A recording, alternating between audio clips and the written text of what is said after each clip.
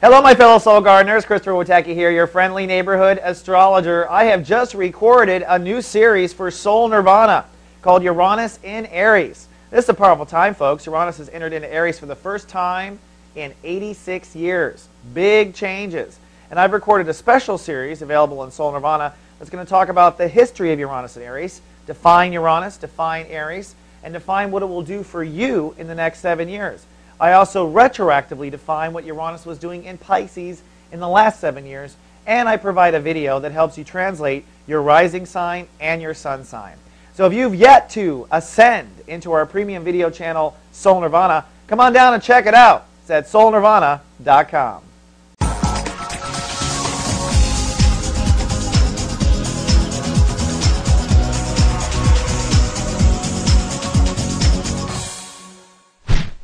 Hello, Soul Healers, and welcome back from the weekend, and thanks for logging in to Soul Garden.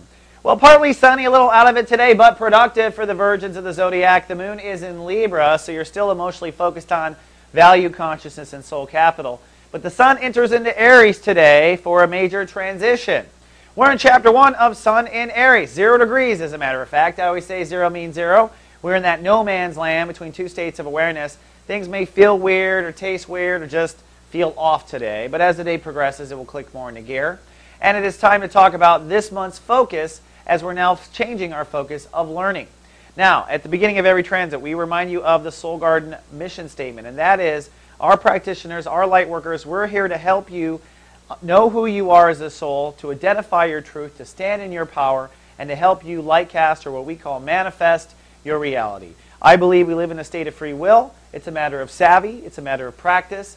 And there are some secrets to how to make things move, and we're here to give them all away. So that said, this month the Virgos are working on one of the 12 states of awareness, which is responsible for boundaries.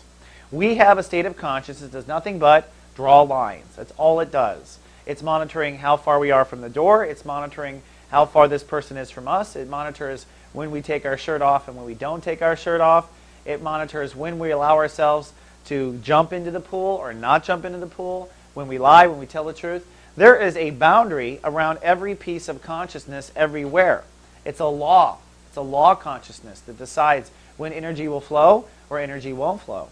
And once a month, or once a year for a month, every sign will upgrade their boundary consciousness. Now, that said, Virgo boundary consciousness has a lot of work to do. The Aries energy, where you draw your boundaries, this is where Virgos get their strength. They are adamant about where they draw their boundaries. So your strength comes from this this boundary drawing. But now it's time to change the boundaries, which means your source of strength is going to change, and the rules in which you engage or don't engage are going to change.